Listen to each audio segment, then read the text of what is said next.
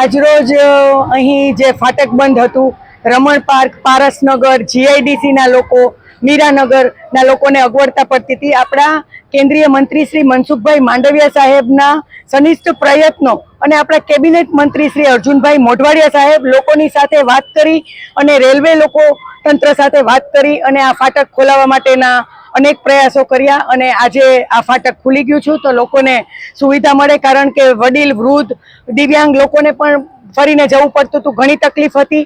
એટલે લોકોની સાથે ચર્ચા કરી, તંત્ર સાથે ચર્ચા કરી, રેલવેની સાથે ચર્ચા કરી અને આપણા માનનીય મંત્રીશ્રીઓએ આજે આપણને લોકોની સુવિધામાં પાછો ચસ અપાવ્યો છે.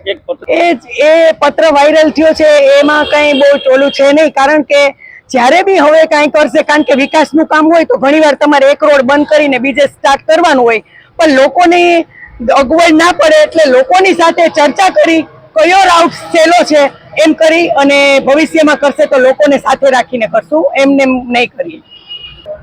મારું નામ ભોજાભાઈ લીલાભાઈ આગળ છે. હું દિવસના આ ફાટકથી ઓછામાં ઓછો 7 થી 8 વાર નીકળું છું.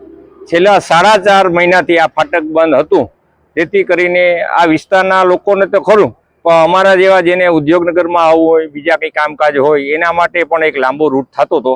ખરેખર તો કલેક્ટર સાહેબ અર્જુનભાઈ, મનસુખભાઈ માંડવિયા અને અન્ય અધિકારીઓ રેલવેના, જેની ખૂબ મહેનત કરી અને આ ફાટક આજે ખુલ્લું મુકાયું છે, એ માટે હૃદયથી એમનો ખૂબ ખૂબ આભાર. અને ભવિષ્યમાં પણ આ ફાટક પાછું બંધ થવાનું થાય એવી કે અણહાર આવે તો તાત્કાલિક એના ઉપર બંધ થયા પહેલાં એક્શન લઈને બંધ ન થાય એવી દરેક લોકોની અને આ વિસ્તારના માણસોની માગણી છે.